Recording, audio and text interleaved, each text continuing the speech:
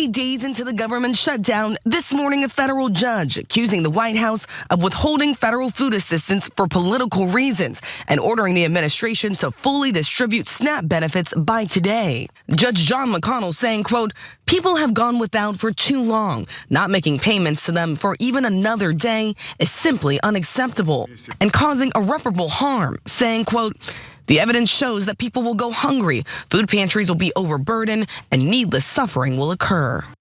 So there you have it. 42 million Americans rely on the Supplemental Nutrition Assistance Program, commonly known as SNAP, and those benefits were due, and a massive portion of them have not. Massive portion of the number of the 42 million Americans have not received those benefits this month, despite the fact that SNAP has never before lapsed during a government shutdown.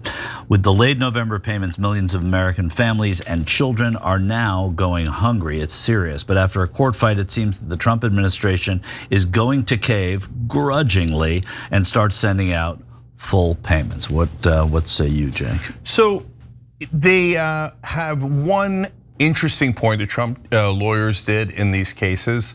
But outside of that, there are three facts here that prove definitively whose fault this is. So we're gonna show you that and break it down for you. So yesterday, as we heard just a moment ago, federal judge John J. McConnell Jr. of the U.S. District Court for Rhode Island ordered the Trump administration to fund food stamps in full for all Americans receiving them, meaning that the Trump administration would need to fully pay for November SNAP benefits. Although the Trump administration said partial funds would be distributed this month, a response to a lawsuit challenging its plan to suspend SNAP payments during the shutdown, recipients who were due to receive their benefits this week have empty balances. Now, this is the second time that Judge McConnell has made this order. The Trump administration didn't listen the first time, and after the latest order, the Trump administration immediately requested an appeal. The administration has asked the first U.S. Court of Appeals to issue an emergency stay of judge's ruling Thursday, ordering the administration to fully fund the Supplemental Nutrition Assistance Program by today. But the Trump administration told states earlier today that while the appeal is in progress, it will follow the judge's orders and immediately begin funding the SNAP benefits in full.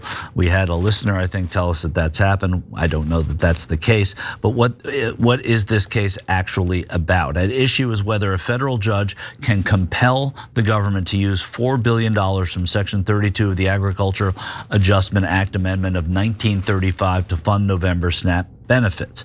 The Trump administration argues that these funds are needed to support WIC programs, that's women, infants, and children programs, and that using that money to pay for SNAP would essentially starve Peter to pay Paul. Recipients have yet, as of this report, to see anything in their accounts, and it's late Friday. So, Cenk, what do you make of all this? Yeah, so the one good point they have there is they say to the judge, look, you say we have enough money in the agriculture department, we don't need to cut off SNAP. That's true. But some of it is in the WIC program, and we don't want to take from WIC to give to SNAP. And now you got the courts telling the executive branch how to handle their budget within the department, and that's overreaching, right? Okay, that's not that bad a point. But so now you break down the rest of it to see who's right. So, okay, here are the critical facts. Does SNAP normally get cut off in a government shutdown? Because if it does, I mean, look, there's a government shutdown. What can we do, right? But as Michael pointed out to you earlier, it's true. No, SNAP normally is not affected by a government shutdown. Second fact, Trump then comes in and says, yeah, I'm stopping SNAP, he said this earlier, so that the Democrats stop the government shutdown. So he's saying, yeah, I'm doing it for a political reason. I don't have to do it. The Agriculture Department does have plenty of money, and it normally doesn't get taken out, but I'm doing it to punish the Democrats for the shutdown.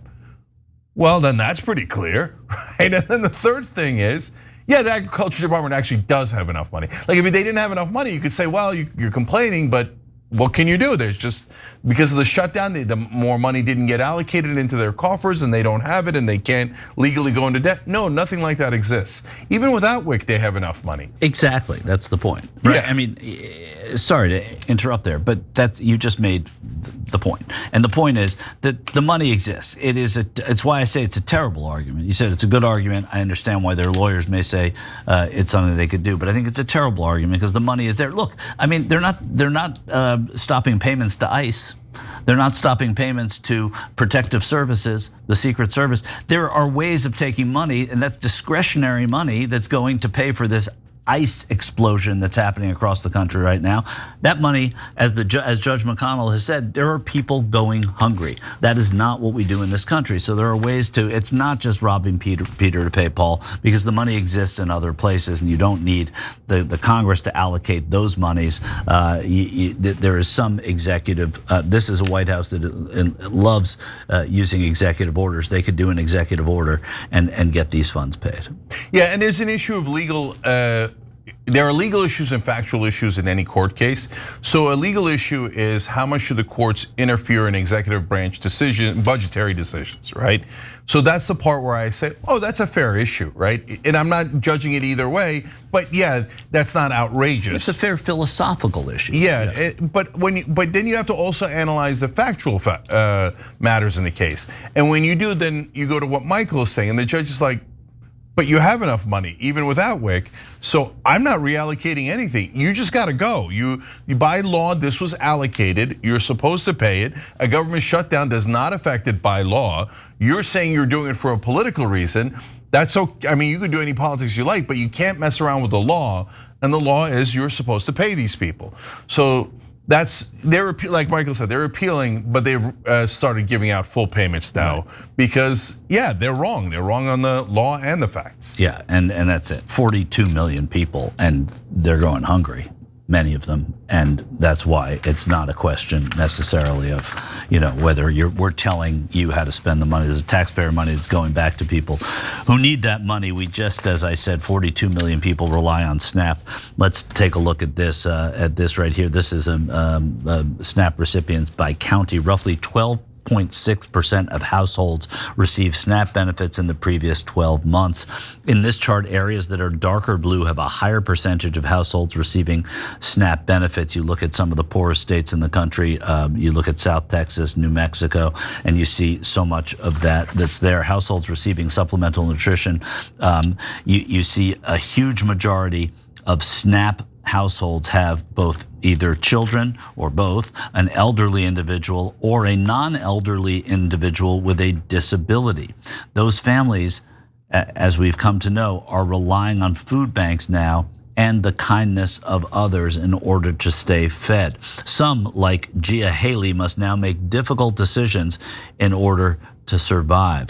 Gia Haley is trying to survive on water and coffee. Haley, 41, said she's been out of groceries since October 29th. That's 9 days with no groceries, and the monthly $298 she receives in food assistance did not arrive as it ordinarily would have this past Wednesday. The black coffee kind of kills my appetite. Is that where we are in America? Is that where we have a president and his administration fighting the mandate to send these benefits because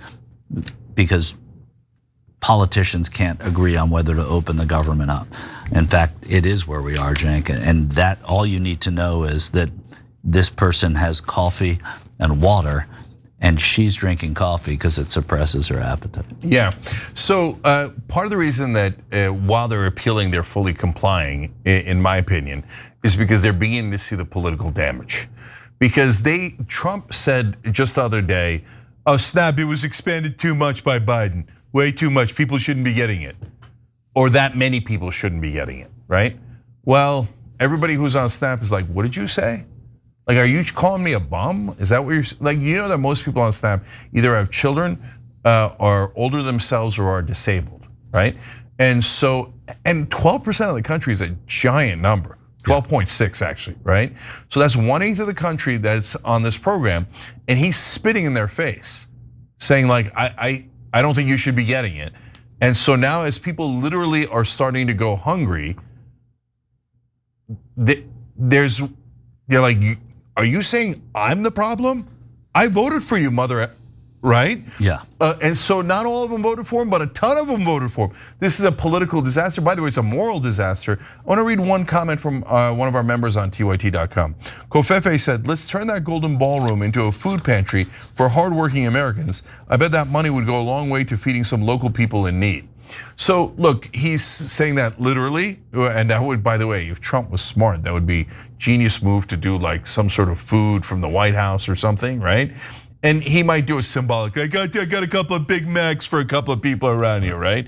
But overall, the much larger point, as he's alluding to, is, wait, we're gonna spend $300 million on a golden ballroom, and you just had this great Gatsby party as you're cutting food from 42 million Americans? I mean, look. That's a great point, though. That's it in a nutshell, right there. I mean, my thing about ICE, it's not as accurate as what that is, because that is discretionary spending the president just decided he wanted to do. Yeah, and he didn't ask anybody. He didn't get any permission. He wanted to do it because he wanted to have nicer soirees at the White House with his frickin' donors. Let's be honest. Are you going to those? Are you going to be in that ballroom? You're not going to be in that ballroom. 98% of the people that are going to be in that ballroom are donors. So the donors are like, oh great, a golden ballroom for us, and no money for you, and no food for you. Nah, they're poking the bear, and this is a terrible idea politically and morally, and that's why they're turning around, because Trump tests things all the time. He thought he could just spit in the face of people who are in need, and he's beginning to find out politically, no, you can't. Your party's now in a lot of trouble. And part of the reason, by the way, the threat of taking away SNAP and all of these cuts from the average person and giving more and more to the wealthy elites is why they got their asses handed to them in these 2025 elections. And wait till you start hearing over the weekend, as I'm sure you will, conservatives saying that, oh, it's going to illegals. The SNAP money is going to illegals. They're people that shouldn't be getting it in the first place. Not true. And even if there's, like any entitlement program, even if there are some leaks in the boat, you don't sink the ship just because of some leaks in the boat. But people are already going to be saying that, I'm sure. Every time you ring the bell below, an angel gets his wings. Totally not true, but it does keep you updated on our live shows.